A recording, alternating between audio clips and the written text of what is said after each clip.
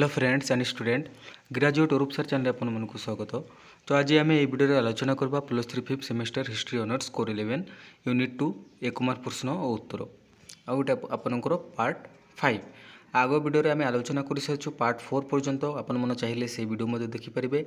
Unit 2 आम 1 mark आलोचना करूँ आउ यूनिट 1 कराई आपने चाहिए से वीडियो मो चैनल देखिपारे।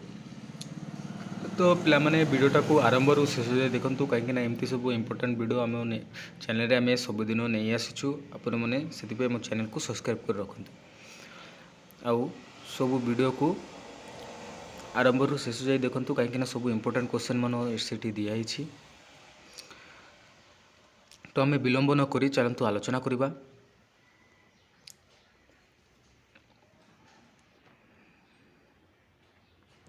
आपण मैंने देखिपे ये आम 51 नंबर टू स्टार्ट करवा कहीं 50 नंबर पर्यंत 50 नंबर पर्यंत आम आलोचना कर सारी आग वीडियो रे पार्ट 4 पर। तो आप चाहिए से वीडियो मत देखिपारे। तो देखो 51 नंबर कौन दिखाई इंग्लैंड और फ्रांस मध्य संगठित ट्राफालगार युद्ध रे इंग्लैंड तरफ किए सैन्यबाहिनी नेतृत्व नहीं। उत्तर नेल्सन। 52 नंबर प्रश्न 1805 क्यों युद्ध रे फ्रांस इंग्लैंड निकटरू पराजय बरण करथिले ट्राफालगार। 53 नंबर 1805 क्यों युद्ध रे फ्रांस रो सम्राट ऑस्ट्रिया को पराजित करथिले ऑस्टेरलिच। 54 नंबर 1805 रे फ्रांस रो सम्राट और ऑस्ट्रिया सम्राट तृतीय फ्रांसिसों मध्य संवादित चुक्तिनामार नाम कौन थिला प्रेसबर्ग।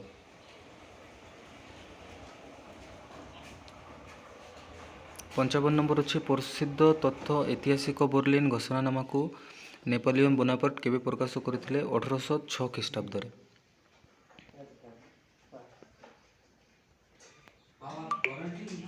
56 नंबर प्रुसियार केउ सम्राट को नेपोलियन बोनापार्ट 1806 ख्रीष्टाब्द परास्त करथिले तृतीय फ्रेडरिक विलियम। 57 नंबर फ्रीडलैंड युद्ध क्षेत्र में नेपोलियन केउ देश को परास्त करथिले रूसिया। 58 नंबर नेपोलियन को द्वारा घोषित महादेशीय व्यवस्था केउ देश विरुद्ध रे उद्दिष्ट थिला इंग्लैंड। 59 नंबर नेपोलियन मिलान घोषणानामा केबे घोषित होइथिला 1807।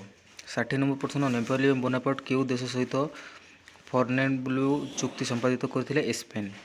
61 नंबर स्पेन और पोर्तुगाल मिलित बाहिनी युद्ध रे नेपोलियन बोनापार्ट संगठित युद्ध केउ युद्ध नाम बेस परिचित उपद्वीप युद्ध। 62 नंबर 1812 नेपोलियन केउ अभियान आरंभ करथिले Moscow. 63 number Napoleon Bonaparte Moscow अभियान समय रूस रो जार किए थिले जार प्रथम अलेक्जेंडर।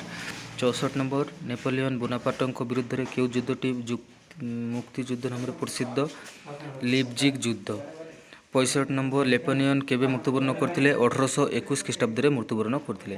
65 नंबर 1815 ख्रीष्टाब्द नेपोलियन बोनापार्ट केउ युद्ध रे संपूर्ण पराजित होइथिले वाटरलू। तो देखो पे आज आम आलोचना कर सारी सबू 2 मार्क प्रश्न उत्तर सरी जाइए आपंकर। एवं आम आलोचना कर 3 मार्क प्रश्न उत्तर जोटा कि बहुत इंपोर्टेंट क्वेश्चन आग वीडियो आपने देखिपारे। तो से चैनल को सब्सक्राइब करनी आउ ऑल नोटिफिकेशन ऑन। नमस्कार।